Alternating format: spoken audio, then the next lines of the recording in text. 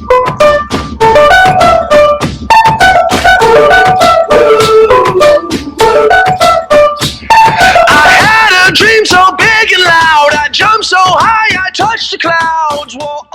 que le rêve était, je vais faire France-Portugal à vélo. Et si ça me plaît, parce que c'était le seul voyage que je faisais depuis tout petit avec mes parents et on le faisait en camion, et que du coup, nous, on l'a retransmis à la hauteur de nos 8 ans, et à cette époque-là, nous, on circulait à vélo. Donc on s'est dit, mais ça doit être génial de le faire tout ça à vélo avec mes cousins. Sauf que moi, ça m'est resté, parce que je me suis dit, mais ça doit vraiment être un truc carrément génial.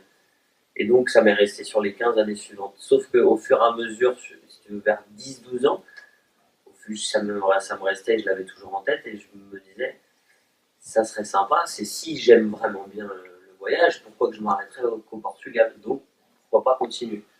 Et donc, le rêve à partir de 10-12 ans s'est transformé en je ferai France-Portugal, et si ça me plaît, je continuerai. Sauf qu'après, dans la transformation, donc, quand il y a eu la préparation, j'ai arrêté, donc j'ai eu mon bac, j'ai eu ensuite un DUT technique de commercialisation, donc un bac +2, et derrière, j'ai préparé mon voyage. Il y a eu à peu près 1 an et demi de préparation, entre le moment déjà où tu n'as plus l'habitude que quelqu'un soit derrière toi et que si tu veux que ça avance, ça ne tient qu'à toi. Il a fallu écrire un dossier, il a fallu un peu remuer, aller voir les mairies, se bouger, si je voulais que ça apprendre la mécanique vélo, chose que je ne connaissais pas du tout. Moi, le vélo, j'en faisais pas en sport, juste je me déplace à vélo, c'est simplement ça. Le seul lien que j'ai avec le vélo, c'est le déplacement à vélo. Et du coup, au fur et à mesure, voilà, ça s'est resté sur cette première partie de France-Portugal à vélo, puisque je ne m'en sentais pas encore l'aptitude. Je m'étais dit, on verra après, mais par la suite. Je ferai France-Portugal, je rentrerai. Parce que ça s'était transformé aussi en projet. Donc tu verras qu'après, quand un rêve devient un projet, il faut faire attention à ce que le projet n'enferme pas le rêve. C'est-à-dire, je te donne un exemple, si donc j'avais un trajet, j'avais un temps donné, j'avais 2 mois pour le faire, j'étais attendu sur certaines dates, il ne fallait pas que je me donne trop de contraintes à être attendu dans trop de villes pour pas que ça en devienne, une réelle contrainte ce voyage, dans le sens où si je rencontrais quelqu'un, je voulais rester posé avec cette personne et que la personne m'a invité à dormir chez elle, ce qui est arrivé avec dans une famille du côté de Biscarrosse, en dessous de Bordeaux, Arcachon. Et ben, je voulais pas me dire ah non, demain il faut que je sois à Bordeaux parce que je suis attendu, ou il faut que je sois à Bayonne. Donc il faut, voilà, c'est toujours le juste milieu entre monter un projet et réaliser son rêve. Les deux doivent bien se combiner et il ne faut pas que l'un en pâtisse sur l'autre non plus. Et donc pour ça, voilà, je l'ai fait en 2 parties avec un France-Portugal quand j'avais 23 ans. Et après, j'ai continué, je suis revenu, j'ai fait une expo, ça a très bien marché. Et moi, donc dans l'historique, le travail que j'ai fait, les diplômes que j'ai passés, les entretiens que j'ai pu passer à travers les différents tafs, ça a été, on ne m'a parlé que de ce voyage-là très régulièrement, où ça s'est revenu et c'est ce qui a fait la différence dans quasiment tous les travaux que j'ai fait jusqu'ici. Et donc la deuxième partie étant restée toujours en suspens, qui était celle de si ça me plaît, je ferai plus. Vu que ça m'a plu, j'ai attendu un peu avant de me former, d'avoir les épaules, d'avoir l'expérience et la maturité pour pouvoir après derrière arriver, présenter un projet qui soit présenté moi et que j'entreprends comme un projet professionnel ou un projet de vie, parce que pour moi je lis les deux, l'un ne va pas sans l'autre.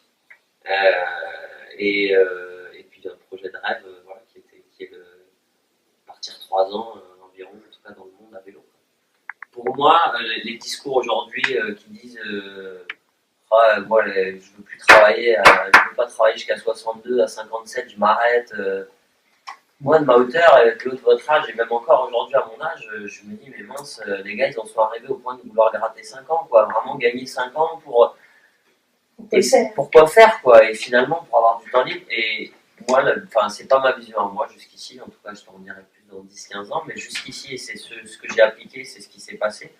Alors, certes, j'ai eu une vie un peu moins sécurisée autour, en termes de pas de paye tous les jours, où ça dépendait des mois, etc. Mais j'ai jamais galéré, j'ai jamais été dans la galère non plus, et je vais toujours très vite retrouver du travail puisque ça s'est avéré payant, contrairement aux gens qui avaient comme tout le monde fait des diplômes avec un bac+2, avec quelle école, avec quel truc.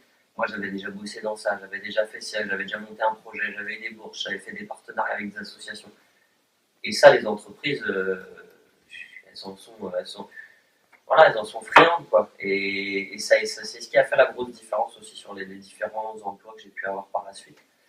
Et aussi la force mentale que peut te donner d'accomplir ton rêve et d'aller jusqu'au bout, quoi. À un moment donné, tu as une satisfaction qui fait que tu te rends compte que ce que tu fais, déjà, il y a tout le monde autour qui te dit c'est génial, ça prend, il y a des répercussions journalistiques ou autres, même des gens qui te connaissent. Parce qu'il y a 8 ans, j'ai eu la force d'aller jusqu'au bout aussi. Donc, oui, déjà, je me rappelle, déjà vous travaillez avec une association pour handicapés qui est toujours le cas. dans la préparation du projet Lisbonne. Ouais. Et là, donc, cette association vient de me financer la moitié de mon vélo, qui est un vélo adaptable aux personnes handicapées aussi. La force mentale et l'expérience et le désir d'entreprendre, ça ne se remplace pas. Plus tôt ça, vous en aurez conscience.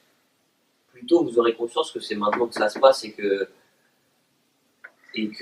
plus vous donnez tôt dans ce que vous voulez, plus vous allez vous frotter à ce que vous souhaitez. Et même si vous ne savez pas ce que c'est, voilà, il faut aller s'y frotter, c'est ce qu'on disait tout à l'heure par rapport à ton truc. Tu ne sauras jamais si tu ne sais pas, tu ne sauras pas. Ça part de l'expérience. Et d'aller s'y frotter, ça permet de réajuster aussi. Aujourd'hui, que je reviens 8 ans plus tard avec ce second projet qui est plus grand et avec plus de portée, en tout cas c'est ce que je veux, et plus de durée, c'est comme j'ai déjà fait un projet il y a 23 ans, j'ai déjà atteint une première couche, comment dire, de reconnaissance auprès du monde adulte et de la société aussi autour de moi. Dans le sens où aujourd'hui, quand j'arrive avec un premier projet, on me dit ah mais c'est vous qui avez fait le projet France-Portugal. Ah, vous avez un crédit et qui est non négligeable, vraiment non négligeable. Mais ça, dans quel que soit le domaine, plus tôt vous aurez envie et plus tôt vous y frotterez, et plus tôt vous insisterez auprès des adultes. Ouais, mais moi je veux comprendre. Et si l'autre ne veut pas, je veux comprendre.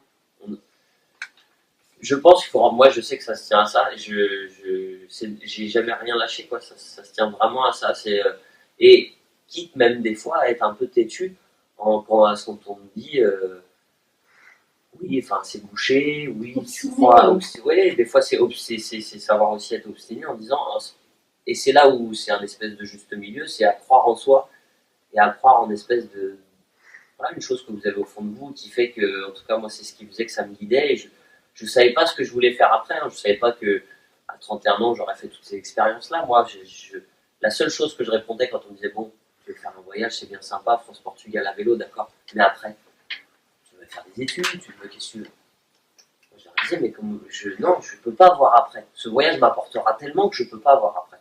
C'était la seule chose dont j'étais sûr. Et donc, je me suis raccroché à ça. Et il a fallu après le voyage rebondir et pendant 4 mois j'ai eu la patience d'attendre un peu un signe de main tendue en essayant de me débattre en me disant bon qu'est-ce que tu veux faire et puis j'y arrivais pas, il n'y avait rien qui venait jusqu'à un moment donné où ça a mis un peu de temps, le temps que je récupère aussi les 15 ans du rêve, de ce qui venait de se passer, de ce que je venais de vivre, ce vers quoi j'étais en train de grandir et la chute que j'étais aussi en train de faire parce que j'ai réalisé mon rêve qui s'est passé au centuple de ce que j'aurais pu imaginer. Et puis derrière, voilà, c'est bon, le rêve est effectué, quoi. Donc il y a une espèce de vol plané vers le bas, et il faut rebondir derrière. Et rebondir derrière, ça a été la formation professionnelle, ça a été mon tour du monde, m'accrocher à mon tour du monde.